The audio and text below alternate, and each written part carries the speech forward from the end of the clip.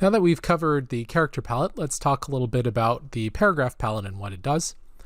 So here we have a text box that I filled with some text telling the story of the quick brown fox and the lazy dog, and how they drifted apart over time and came back together, how their lives may not have gone the way that they expected, but in the end, they were good lives. So we've got a text box with a number of paragraphs in it that we can work with. So let's see what we can do with it. I'm going to just double click the T icon, the thumbnail on the text layer, to highlight everything. And I have the paragraph panel open. I also have the type tool active because I wanted to demonstrate again.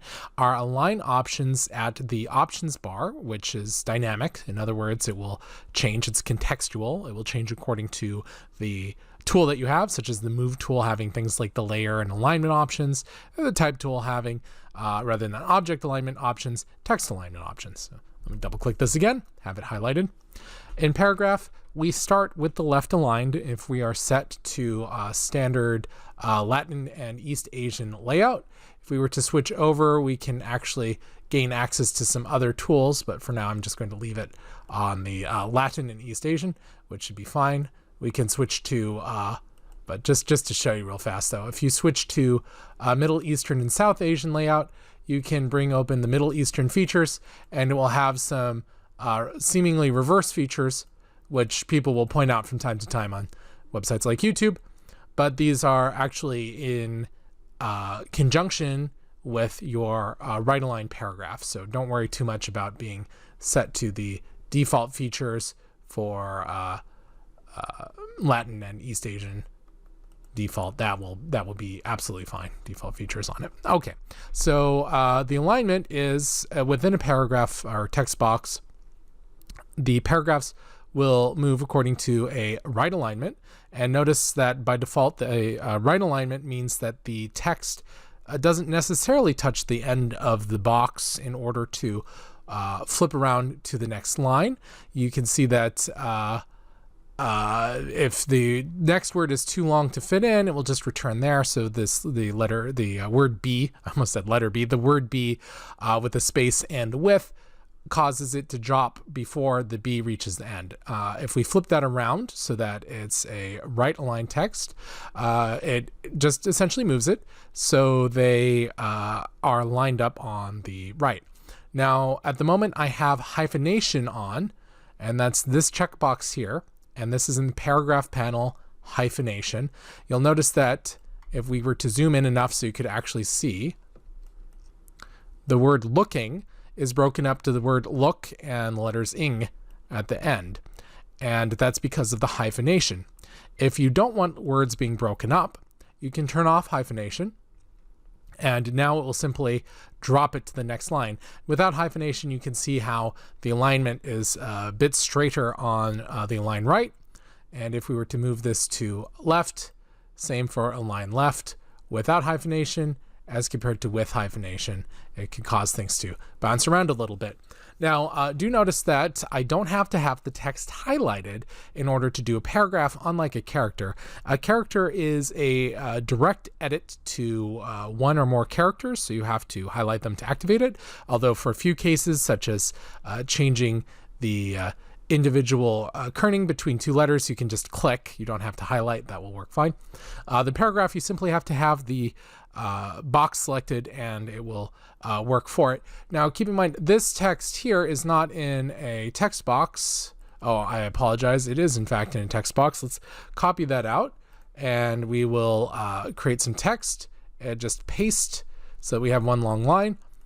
The paragraph tool here will work differently.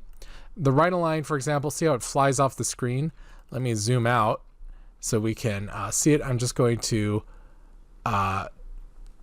switch it to the right align. You can see that it bounces over. The left align goes the other direction. Middle align, it's in the center. And I demonstrated this earlier. It simply means that within this line of text, however large it is, if I control click, you can see that it goes out to the right and the left. Let me zoom in a bit so that we can see it bleeding over with the marching ants. So if I were to type on this with the middle alignment, it would spread out to the left and the right, like so.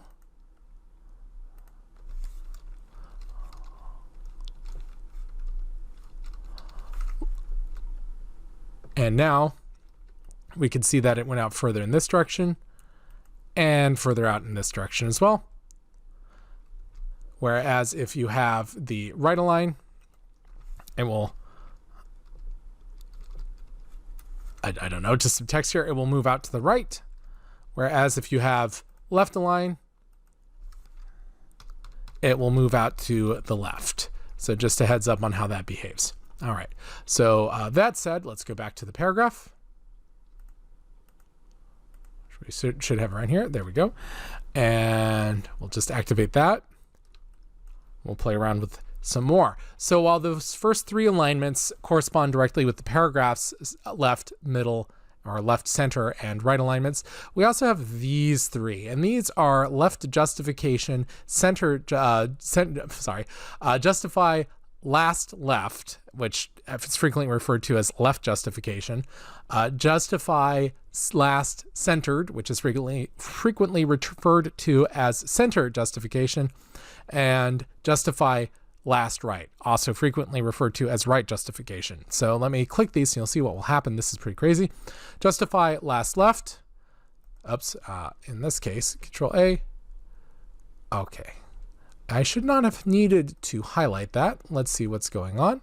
Click on it again. There we go. For some reason, it just glitched out. So notice hyphenation's off. Here it is, standard, which is just left aligned. See how they and aren't stop within the box here. Because the next line is looking in the case of aren't and would not fit, so it drops down. Well, if we justify it, it will spread things out and squash things down. So you notice how the quick brown fox jumps over the lazy dog, while I do have an extra space there. Overall, there's more spacing on this, whereas this line, with two kids, the dog was divorced and ran a small brewery. It's funny how life moves on when you aren't looking. That would fit without being spaced open, so it goes on. At the end of each paragraph, these are left just dangling. It doesn't try to justify the final line, which is why it is justify left, justify last left. It leaves that line alone, but the others it will stretch out or squash down to make them fit perfectly. And so the issue here is when I am inside of it and I am in at the end or somewhere inside of a paragraph, it will trigger the single paragraph so we can compare. But if I've just clicked it, instead of having the paragraph active, I have the text layer active, it will apply to all of the paragraphs. So we can move them on. So essentially justify just means that it tries to spread out the spacing so that these will fit in a square, but the last line would look atrocious if it were spread out all the way. So you're deciding what you want to do. Do you want to have that last line on each of these paragraphs to the right, or do you want to have them to the left, or do you want to have them in the center? But what if you do want them spread out? Well, you have this option, justify all. Boom! In his heart. Look at all of that spacing. Now in this case it may not work particularly well, but there are cases where it would work quite nicely, so you want to keep in mind that it is an option. So that's what the justifies do. I'm just going to set this back to the standard left. Sometimes you'll want to have a justify just to fit things in, and it's really up to the designer. I would recommend remaining consistent though. If you're using it in one place, you'll probably want to use it in related places where you have the text, rather than some of them being justified in one way and some of them not being justified at all and others being fully justified. All of these have an effect, and if you start breaking these up, it will make it harder for people to casually read it, so do watch out for that. I'm just going to reset all of this. Now, that said, there are a few more options in here. If you mouse over, they should always say what's going on. You have the indent left margin. You'll notice at the moment there is no indent. In other words, if we were to bring up the rulers, you can see that everything, if I were to bring my guide over, everything lines up perfectly. If I were to indent this by a certain number of points, I have used too many points, then it would move all of it over. However, if I only wanted to do a first line indent, which is fairly standard for text programs, moving this over causes the first line to be indented. Oops. The first line to be indented, and that should, there we go. It should indent over And it is, but it's not behaving as I quite recalled. In fact, I think I am... No, that is what I'm thinking of. Indent first line. It simply isn't implying the tab for some reason. I was thinking of InDesign. Sorry about that. So I was a bit misleading there. InDesign has the ability to move that over as you drag it. Photoshop does behave slightly differently in that case. Here we go. There, it's working now. Oh, I've gone too far. That's the problem. All right. So actually it does behave as I recalled. But by going to an insanely high point, it was hiding things over. It also, I believe, works better with tabs, if I remember correctly. So let's do it one more time. Watch me flounder for just a moment. You can see how it's not really doing anything. We'll add a tab in. It's not multiple spaces. It's just a tab. It should respond better now. Sure enough, with the tab, it does the indent. I believe, let's do one last thing. On the left justify, I do have to be over. Nope, it just honestly wants the tab in order to function as I remember. So it's most likely that I simply forgot that you need the tab going in. It's, however, also possible that there are several versions of older Photoshops out there that I'm recalling instead that will insert the tab automatically. So take that with a grain of salt. There may be some versions out there that will trip you up.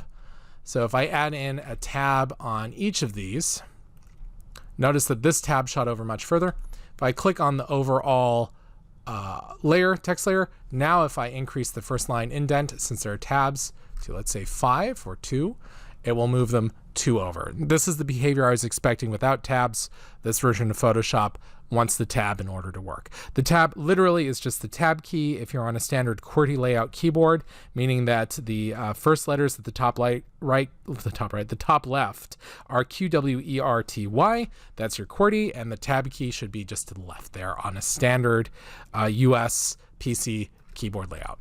Maybe somewhere else depending on the type of computer keyboard layout you have, like Dvorak, for example. But let's not go down that rabbit hole. One last time. Having the tab will allow you to perform the first line indent. You can also add a space before and after paragraphs. So let's play around with this a bit. I'm going to select the entire text layer, and we're going to increase the space before. You can see that where there was not a return, it now has a 33-point increase, which is almost half an inch. Where it had the return, it did it twice because there was a return there, so we're at about an inch. Now, let me put that back to 0. And notice that it only did the one that was selected. If I click on the text layer, it will affect all of them. Notice that it blinked it out because some are different than others. Now they're all the same.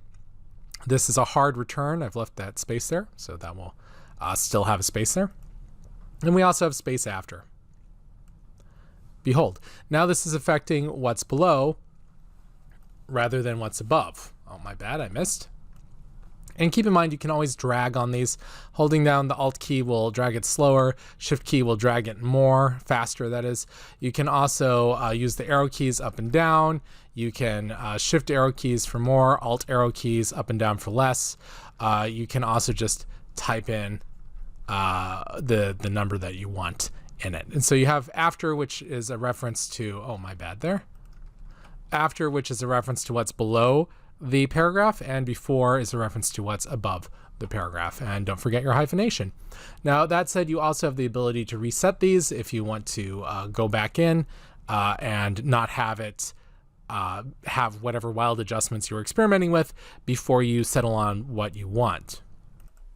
Now, there is one flyout option here, which I'm going to select all using the type tool, click inside my text box and select all. On the flyout, you see we have single line composer and every line composer. This has to do with the justify text. So if we justify all, we have it on single line composer. Every line composer will change the way that it does the justification so that instead of trying to justify each line at a time, it will shift the returns around, or the word wrap around, and there is a difference there. Let me explain that just a moment. Let me turn this back to the way it was. So you can see the hard returns here. These are carriage returns, if you will, and they make a paragraph, correct? Now, the word wrap means that when it reaches the end of the text box, it pushes it back down to the next line over. Let me go ahead and grab my text tool, click in here. That will allow me to access my text box, and I will shrink it. See how this got taller? That's because word wrap is pushing this down, and this tiny hard to see plus icon indicates that there's now more text that's not visible. All right, that said, the justify all, my apologies, the justify all especially has a single line composer and an every line composer. The single line composer for the justifies means that even though I have this whole paragraph selected, when I justify it, it's not changing the word wrap before it does the justification. It treats that as gospel, and it will just spread on each line. Now, that said, this flyout menu will allow me to do an every line composer.